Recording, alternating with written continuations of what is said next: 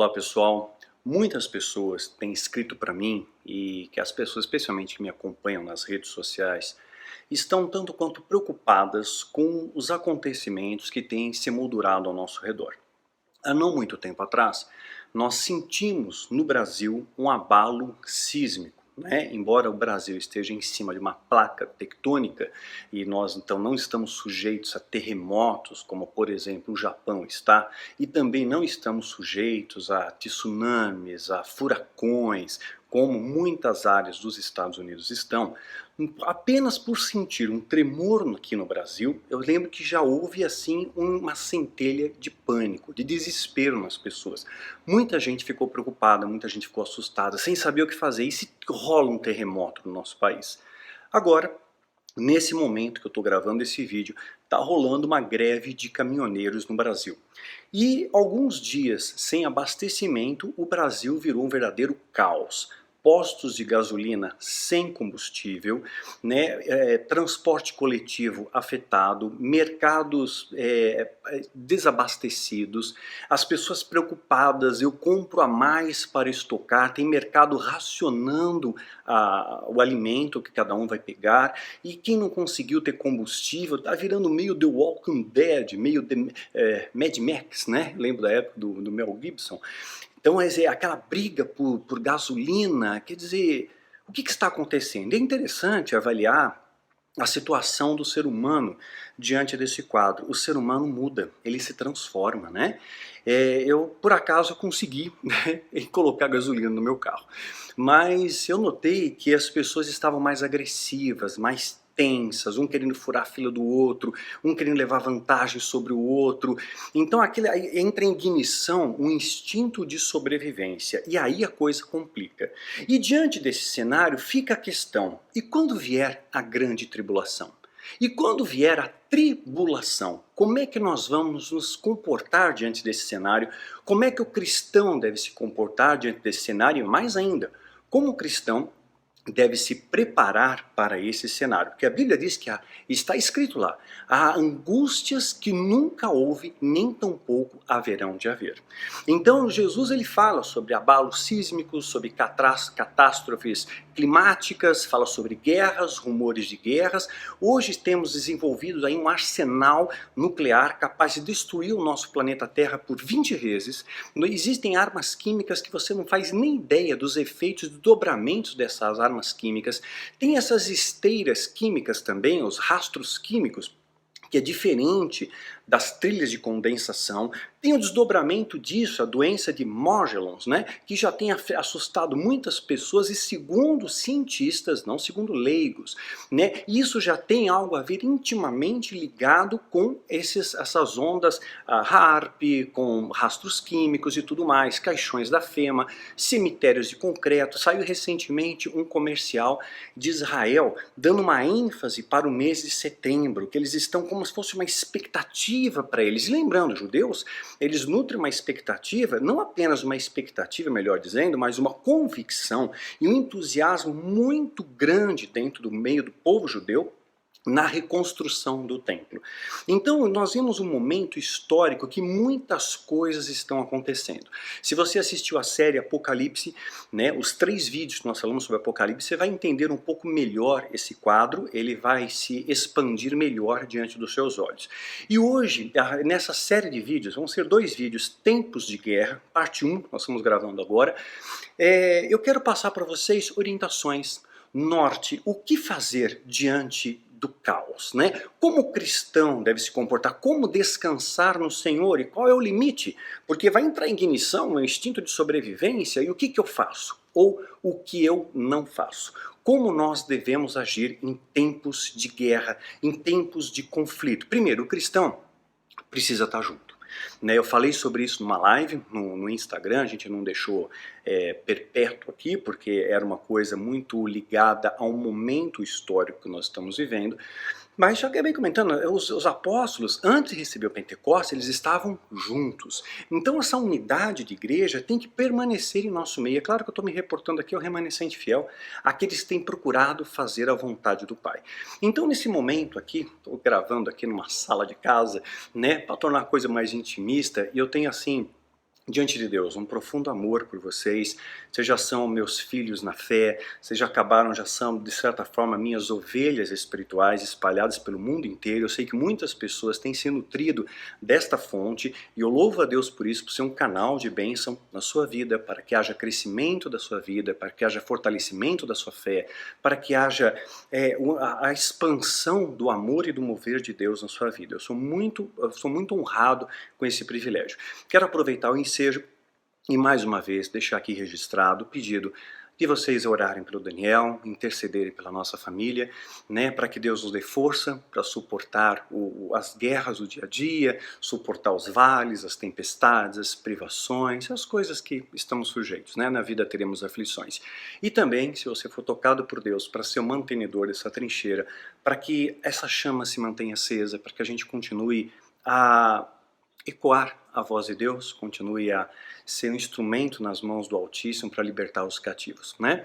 Também quero aproveitar para trazer um breve esclarecimento. As pessoas estão pensando, Daniel, a série Filho do Fogo, agora eu não entendi nada. Continua o mesmo conteúdo. A série Filho do Fogo é composta de 7 livros. Quando eu escrevi Filho do Fogo, eu não imaginava que iam dar 7 livros. Fomos escrevendo, à medida que nós fomos aprendendo, fomos escrevendo e chegamos a uma conclusão, né? Finalizou em Catedral das Sombras. Então vai de Filho do Fogo, Guerreiros da Luz, Voz que Clama no Deserto, Catedral das Sombras. E aí acabou, né? Acabou aquele tema, acabou aquele assunto. Então o que a editora fez? Mediante até mesmo um pleito nosso, né? Numerou a série, mudou as capas, mudamos um pouquinho a nossa biografia, colocamos fotinha nova, vou colocar aqui as imagens das capas novas para vocês, e até a Bienal do Livro deste ano, 2018, que vai ser em agosto de 2018, todos os nossos livros já estarão com capas novas da série Filho do Fogo, tá bom? Vai haver também um pré-lançamento, né, da História de Mitre pela editora Planeta, também na Bienal do Livro deste ano. A gente vai estar falando isso mais vezes, vai estar anunciando nas nossas redes sociais, tá bom? Então, fiquem aí, eu estarei, claro, na Bienal também, no stand da Novo Século, Ágape, e também no stand da Planeta, tá bom? Então a gente acaba se encontrando lá, né? Não, o mundo não vai acabar antes disso. Tranquilo, fique calmo, né? O que fazer? Existem muitas coisas sendo planejadas. Então, digamos assim, eu conheço uma agenda, tá? E essa agenda foi exaustivamente exposta quando eu fazia parte da Irmandade. E, assim, até o presente momento, essa agenda tem sido seguida criteriosamente, né, como funcionando como uma verdadeira engrenagem, tudo está se concatenando, tudo está se concretizando. Eu já gravei um vídeo, inclusive, chamado Filho do Fogo, Profecia Cumprida. Dá uma olhada lá, muitas das coisas que nós relatamos estamos vivenciando hoje, muitas coisas muitos desdobramentos estão ocorrendo. Então eu conheço uma agenda, o que não quer dizer que isso vai se consumar de fato. O fato só se consuma com a permissão de Deus, com a aquiescência de Deus, no tempo, modo e propósito de Deus. Ele é o Senhor do tempo, ele é o Senhor da história.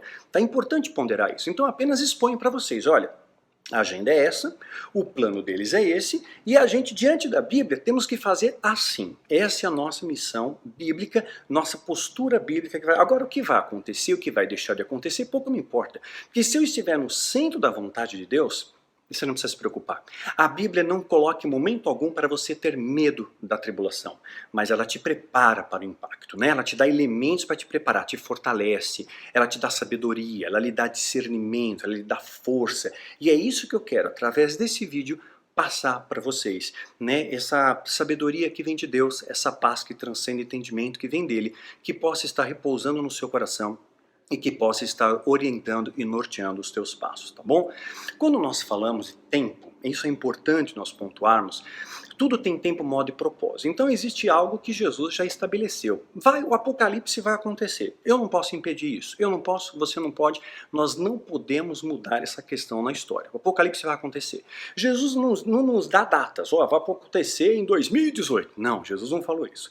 Mas ele nos dá sinais. A figueira é um dos sinais, eu já falei em vídeos anteriores, quando os ramos estiverem tenros, eis que é chegado o verão e eu estou às portas, eu estou chegando, eu estou voltando. Então, existe uma relação intimamente ligada a Israel que é simbolizada pela figueira. E agora, recentemente, em maio, 14 de maio de 2018, Israel completou 70 anos desde que o seu Estado foi formado em 14 de maio de 1948. Né? Até ali, nós vemos assim, uma geração se completando.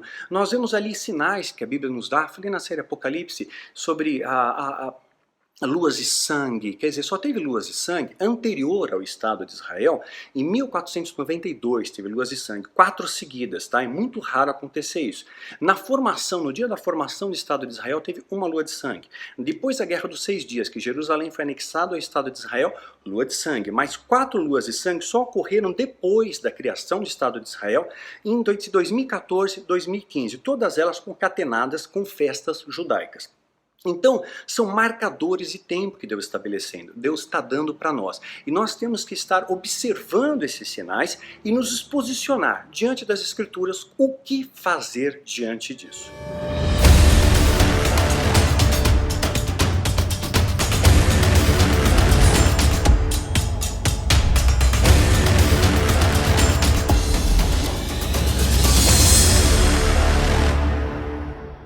Então imagina agora, tempo. O que é tempo para você? O que é tempo para mim? Nós calculamos o nosso tempo cronos, cronológico. Ele é fundamentado de acordo com os parâmetros terrestres. Que parâmetros são isso? Rotação da Terra, translação da Terra, né? Então a rotação da Terra no seu próprio eixo e o giro, a órbita da Terra em torno da estrela do Sol. Também está ligado à distância Terra ao Sol, né? Então um ano na Terra é diferente de um ano em Marte, que é diferente de um ano em Saturno, que é diferente de um ano em Plutão. Os dias também vão ser variáveis, então o tempo aqui é relativo. Para nós é assim.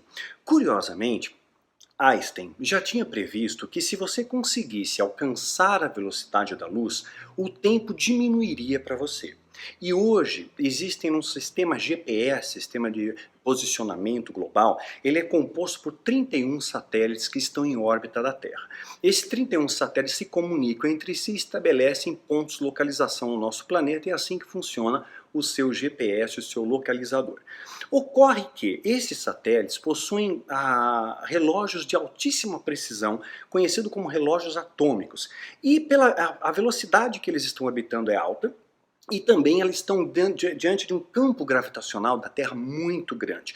Quanto maior o campo gravitacional, maior vai ser a influência dele no espaço-tempo, né? Então existe uma teoria da física quântica, Einstein fundamentou e hoje já se comprova isso. E existe uma diferença, pasmem, olha só que incrível, existe uma diferença de milésimos de segundo entre o tempo que passa no satélite que está orbitando em torno da Terra e o tempo que é percebido por nós aqui na Terra. Já existe essa diferença de tempo.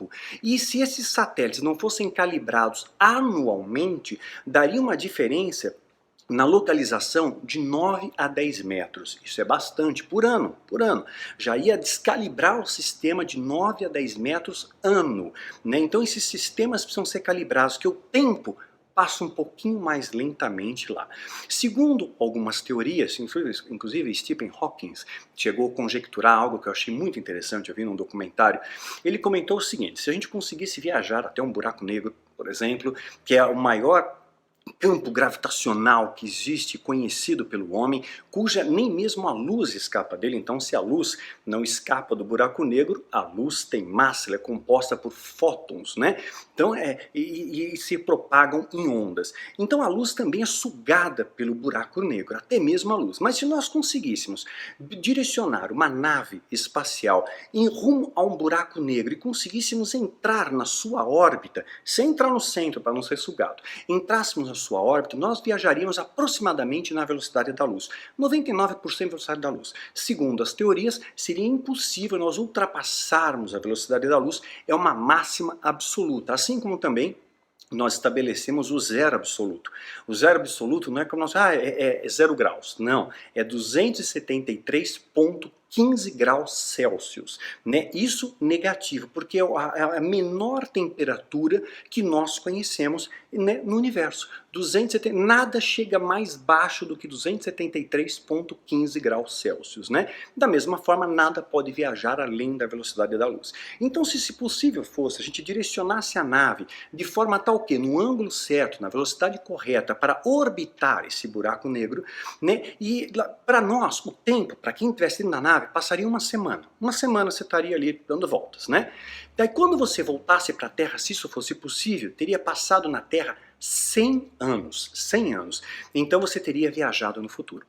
Mesmo assim, existe um paradoxo da física quântica que diz que mesmo que se fosse possível uma máquina do tempo fosse viajar no tempo, você não poderia interferir no tempo, porque você quebraria uma lei universal. Causa e efeito, ação, reação, plantio e colheita. Nunca o efeito pode vir antes da causa. Sempre há uma causa, um desdobramento que gera um efeito. Essa é uma lei universal, Deus estabeleceu, nós não podemos quebrar esse princípio. São princípios. Plantio, colheita, causa e efeito, ação, reação. Então não poderíamos interferir, não seriam meros observadores. Mas se isso fosse possível, orbitar um buraco negro, voltava 100 anos, você viajou no futuro.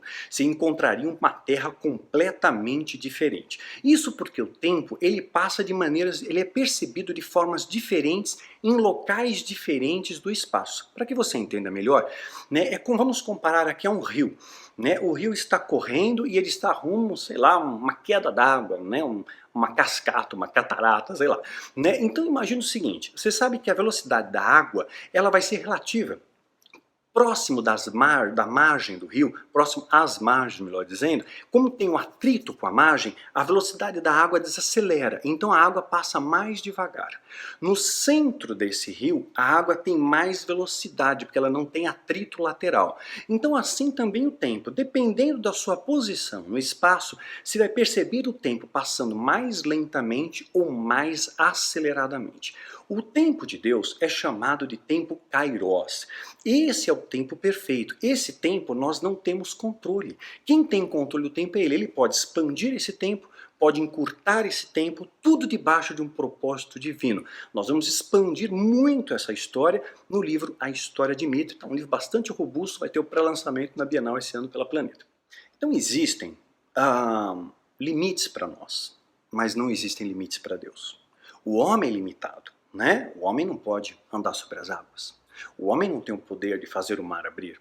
O homem não tem o poder de ressuscitar os mortos e nem de curar os enfermos. A medicina vai até um certo ponto. Existe uma fronteira e essa fronteira do sobrenatural somente Deus pode operar. Eu já falei, inclusive, na nossa literatura, que as doenças que o diabo plantou, ele pode curar. Mas as doenças de causas naturais, que são inúmeras ao nosso redor, essas ele não tem o poder de curar, porque não foi ele que plantou, tá? Somente Deus tem o poder de curar qualquer coisa mediante um propósito. Lembrando, nem sempre Deus cura, tá? A gente já falou isso em outros vídeos, mas é sempre bom esclarecer. Eliseu morreu da doença que ele tinha, por exemplo, tá? Então, quer ver um outro paradoxo? Digamos que eu esteja falando no microfone. O que acontece? Esse microfone vai ampliar a minha energia acústica, vai ampliar a minha voz, vai passar pelo fio, vai na caixa acústica. Só que o som que sai da minha voz pela caixa acústica vai ser reabsorvido pelo microfone, que vai percorrer o circuito novamente. Teoricamente, não chegaria um momento de saturação em que essa caixa explodiria, que esse sistema de som entraria em colapso? Teoricamente sim, mas nós sabemos que não, que isso não ocorre na prática. Então o que eu quero demonstrar através dessa analogia? Que às vezes nós temos reflexões que elas são pautadas nas nossas limitações, no nosso conhecimento temporal. Deus é infinito, Deus é eterno. Então que Deus, o tempo de Deus, o kairos de Deus é perfeito, e isso nada vai mudar. Só que você não pode se pautar pelo nosso tempo. Teve gente que já marcou a volta de Cristo para 2007, para 2017, já marcaram o final do mundo para 21/12/2012, né? Depois remarcaram, era o Nibiru que ia chocar com a Terra, e cada hora era uma coisa, e louvor profético. Eu lembro que acho que no mês, dia 6/6/2006, o povo fez um louvor profético que ia fazer acontecer, reavivamento, avivamento. Não aconteceu nada, porque isso é pautado nos nossos valores, naquilo que muitas vezes a gente quer que aconteça. Só que nós vamos padecer aflições. Jesus disse isso. Agora, como que eu me blindo? Como que eu consigo passar por essas tribulações? Lembrando, O tempo de Deus é perfeito. É diferente do seu tempo, é diferente do meu tempo.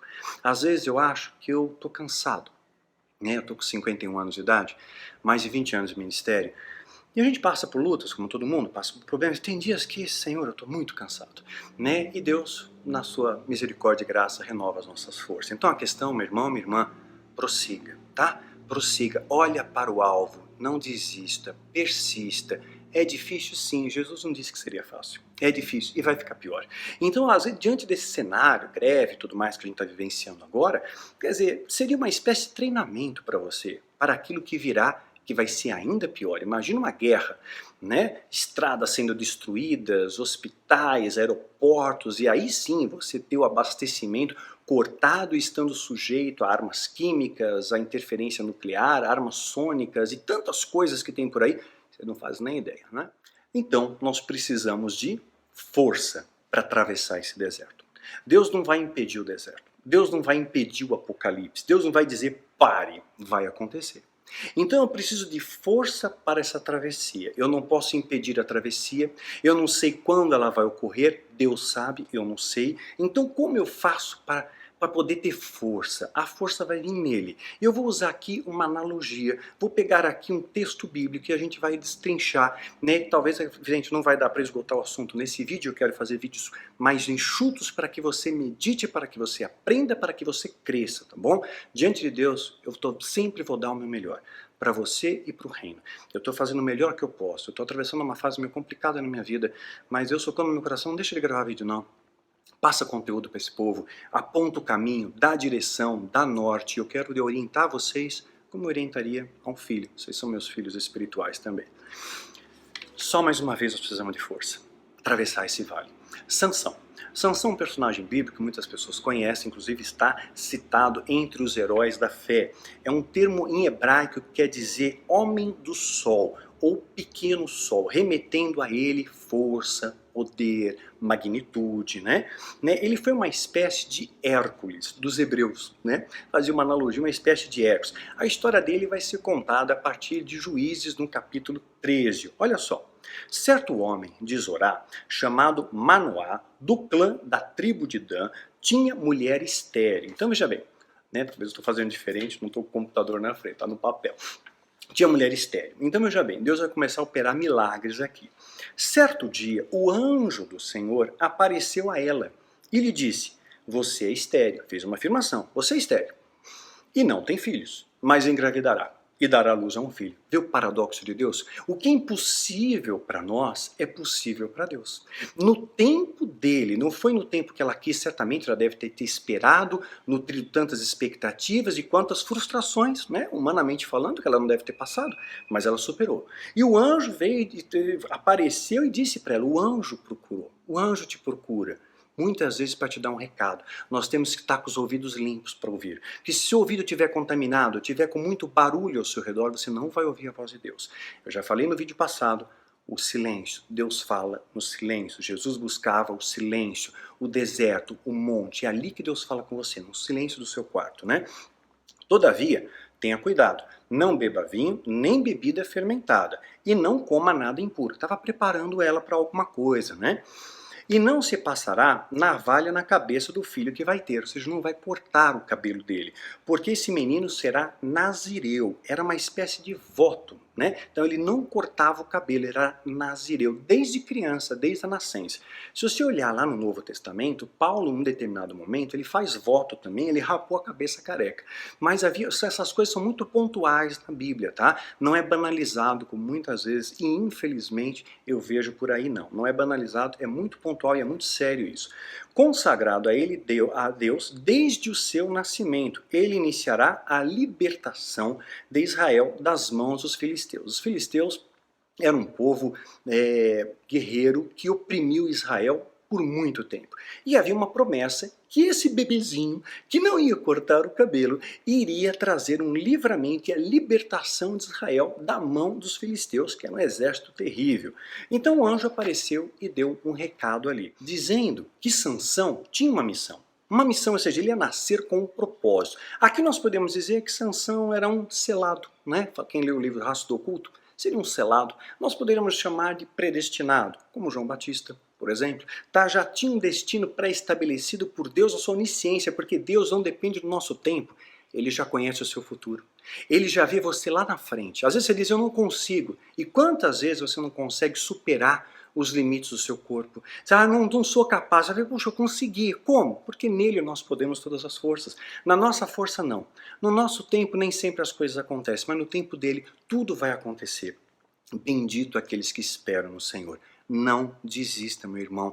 Não desista, minha irmã. Eu sei que a luta é dura, eu sei que a passagem é estreita, que às vezes tem que ficar de ladinho, mas Deus vai te abençoar, Deus vai te honrar. Então ele tem missão para você. Ele tem uma missão desde o seu nascimento, porque na onisciência de Deus não tem o nosso tempo. Ele vê diferente. O olhar de Deus atravessa o tempo, transcende o tempo. Por isso que Jesus fala, vou te dar a paz que transcende o entendimento, porque o nosso entendimento ele é muito temporal. Eu só tenho paz se as coisas estiverem bem. E se as coisas não estão bem, como é que você tem paz? Sobrenatural de Deus. É a herança que Jesus deixou para nós, essa paz que transcende o entendimento, né? Nisso repousa a nossa fé. Então, o primeiro milagre ia começar a ocorrer já com o nascimento de Sansão. Já era um milagre. Então a mulher foi contar tudo ao seu marido. Primeira coisa que ela fez, vou contar para meu marido. Chegou o marido, um homem de Deus, veio falar comigo. Ela não falou um anjo. Um homem de Deus veio falar comigo. Como é que ela sabia que o homem era de Deus? Pela oratória, pelo olhar. Você, quando caminha na terra, as pessoas têm que perceber algo diferente em você. Não pode ser igual ao mundo. As pessoas estão cansadas de mais o mesmo. A igreja está virando um grande circo, um grande picadeiro, onde o pão e circo tem alimentado os tolos, né? Porque quem está buscando a Deus de verdade, busca os valores de Deus. Não busca abraçar Deus, enquanto Deus se abraça e esvazia os bolsos dele, só quer o seu interesse, né? Não é isso. Então a mulher foi contar ao marido, um homem de Deus veio falar comigo. Era como um anjo, ela não reconheceu como anjo, de aparência impressionante. Ou seja, o cara, olha, era bonitão. Era um gato, cara, que veio falar comigo, aparência impressionante. Olha que a mulher contou pro marido. Não lhe perguntei de onde tinha vindo, e ele me disse o seu nome. Não me disse o seu nome, e me assegurou, você engravidará e dará à luz a um filho. Lhe assegurou, e ela acreditou naquilo.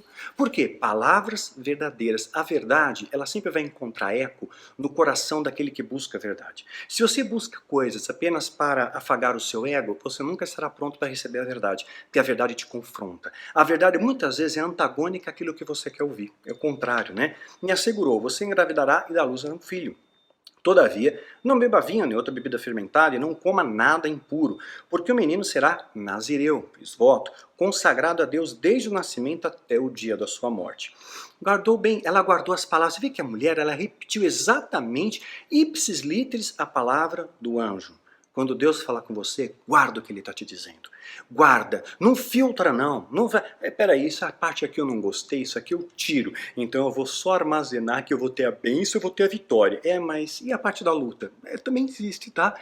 Então não existe vitória sem luta. É simples assim, né? Então ela guardou muito bem aquilo ali. Por que será que ela guardou? Né? Porque o anjo era muito bonitão? Não, brincadeira. Então Manoá orou ao Senhor. Senhor, eu te imploro que o homem de Deus que enviaste volte para nos instruir sobre o que fazer com o menino que vai nascer. Então ele estava preocupado, falou, puxa, pede para esse homem aparecer de novo, né, para nos instruir, para dar mais direção, eu tenho medo de errar, eu não quero errar. Temente a Deus, né? Deus ouviu a oração de Manoá. Por quê? Temente a Deus. Senhor, que não quero errar, me aponta o caminho, eu estou na dúvida, não quero errar, me ensina, me ajuda a levantar, me mostra o caminho, não importa o que eu tenha que passar. Se o Senhor estiver comigo, eu passo. Se o Senhor estiver comigo, eu consigo, porque nada vai me separar do amor de Deus. Ouvi a oração de Manoá, e o anjo de Deus veio novamente falar com a mulher, quando ela estava sentada no campo. Manoá, seu marido, não estava com ela. Mas ela foi correndo contar para o marido, o homem que me apareceu outro dia aqui. Manoá levantou-se e seguiu a mulher. Ela chamou, olha, ele está aqui de novo, ele vem cá. Quando se aproximou do homem, perguntou, és tu que falaste com a mulher? É você, o bonitão, com aparência impressionante? Foi você? E ele disse, sim, disse ele. Ele foi tirar satisfação com o anjo, né? Quando as suas palavras se cumprirem, né? Quando as suas palavras se cumprirem, Manoá perguntou, como deveremos criar o menino? E o que ele deverá fazer? Olha o medo de errar. Olha só a temência. Quem ama a Deus não quer desagradar a Deus. Eu não posso errar. Nós vimos um momento da história, meu irmão, que se você pegar o caminho errado, se você pegar a orientação do GPS errado, né? Você está lascado. Escuta o que eu tenho para te dizer hoje. e também na semana que vem, que vai ser continuação desse vídeo. Que Deus possa lhe apontar o caminho certo, que você não venha cair nas astutas ciladas do diabo. Como deveremos criar o menino? O que ele deverá fazer? O anjo do Senhor respondeu, sua mulher terá que seguir tudo o que eu lhe ordenei. Então, não poderá comer nenhum produto da videira. Então, você não pode mentir, você não pode fazer fofoca, você não pode ser intriguente, você não pode ser avarento, você não pode ser orgulhoso. É isso que a Bíblia diz para mim e para você. Tem que fazer tudo quanto Deus ordenou. Se você não faz, a promessa dele não cumpre na sua vida. Simples assim. O anjo veio e deu a promessa, só que ele disse, o que eu faço quando a promessa chegar? Ele está dizendo, você tem que fazer tudo quanto eu disser. Aí sim funciona. É que nem receita. Tem algumas receitas que eu faço meio na intuição que dá certo. Mas outras, se você errar o procedimento, vai desandar tudo. Não é verdade? É mais ou menos isso. Ela não poderá comer nenhum produto da videira, nem vinho ou bebida fermentada, nem comer nada impuro. Terá que obedecer tudo que eu lhe ordenei. Manoá disse ao anjo do Senhor, gostaríamos que ficasse conosco. Queremos oferecer-lhe o cabrito. Né? Olha só a hospitalidade. Ele não sabia que era um anjo, hein? Hospitalidade. Ele queria dar o melhor. Aqui não está escrito se eles eram ricos, se eles eram pobres. Fato é que eles estavam procurando dar o melhor para Deus. Então, o anjo do Senhor respondeu, se eu ficar, não comerei nada. Se eu ficar aqui com você, eu não vou comer nada. Né? Mas não disse que era anjo. Ou seja, nas entrelinhas, esse anjo está dizendo o seguinte, eu sei aqui na onisciência, porque eu consigo viajar no tempo, que você cozinha mal pra caramba. Eu já comi com Ló, já comi com Abraão, mas eu não vou comer sua comida não. Você cozinha mal. Você tem que seguir o Daniel Mastral e ver as receitas do guerreiro. Brincadeira, tá? Só um parênteses aqui. Mas se você preparar um holocausto, ofereça ao Senhor. Então, já que você quer me abençoar, abençoa a Deus. Abençoando a Deus, você me abençoa. É assim, né? Manoá não sabia que ele era um anjo do Senhor. Então Manoá perguntou ao anjo do Senhor, qual é teu nome? Para que lhe prestemos homenagem quando cumprir a sua palavra. Ou seja, quando a criança nascer, a quem eu devo agradecer? Né? A quem eu vou fazer as minhas orações? Puxa, obrigado, Senhor, porque o Senhor mandou aquele homem, aquele profeta. Interceda por aqueles que te ensinam, viu? Interceda por nós. Ele respondeu, o anjo, por que pergunta meu nome? Meu nome está além do seu entendimento. Existem coisas que nós não vamos entender. Existem coisas que eu nunca vou poder partilhar com vocês, que eu posso colocar nos livros, meio cifrados, né?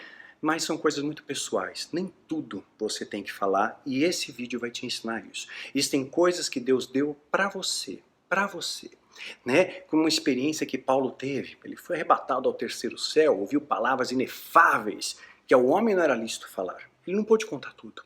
Nem tudo você tem que falar. Existem coisas que Deus está te revelando agora, que é para você. No tempo dele, do modo dele vai acontecer. Porque às vezes a gente espalha, e tem tanta gente que deseja o mal, né?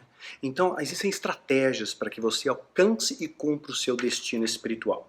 Então Manoá apanhou um cabrito e oferta de cereal e ofereceu ao Senhor sobre a rocha.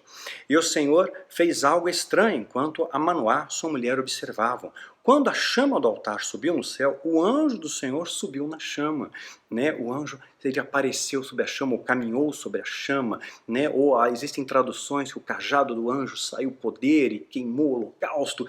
Mais interessante como o diabo copia. Né? Quem lê o Filho do Fogo, a série do Filho do Fogo, comenta. Em rituais satânicos, é comum você andar pelo fogo e o fogo não te queima. Né? Porque nem existem monges tibetanos que caminham sobre brasas. E qual é a diferença celular dele para mim, para você? Não é nada, o tecido ósseo, tecido celular, a pele é a mesma. Por que a dele não queima e a nossa queima, né? Então, forças espirituais estão agindo, né? Vendo isso, Manoá e sua mulher prostraram-se rosto em terra, tementes a Deus, com medo de errar. Com o anjo do Senhor não voltou a manifestar-se a Manoá e sua mulher. Manoá percebeu que era um anjo do Senhor, entenderam que era um anjo. Puxa, hospedei um anjo. Né? Sem dúvida, vamos morrer. Disse ele à mulher, pois vimos a Deus, olha com temor, tá vendo? Hoje a gente vê uma banalização, né? Uma banalização dos valores de Deus. Gente, não se contamine com isso, tá? Se preencha do amor de Deus. Mas a sua mulher respondeu, se o Senhor tivesse a intenção de nos matar, não teria aceitado o holocausto. A mulher sabe aqui, né? E a oferta de cereal das nossas mãos, nem nos teria mostrado todas essas coisas, nem nos teria revelado o que agora nos revelou. Olha só, o homem estava medroso, mas a mulher foi lá e encorajou ele, a intercessora, leal, fiel. A mulher deu à luz a um menino e pôs o nome de Sansão. Ele cresceu e o Senhor o abençoou. Você vai crescer. Deus tem um propósito na sua vida e Deus tem uma bênção para a sua vida. Deus tem uma missão para você. Você nasceu nesse momento da história? Você é trabalhador da última hora.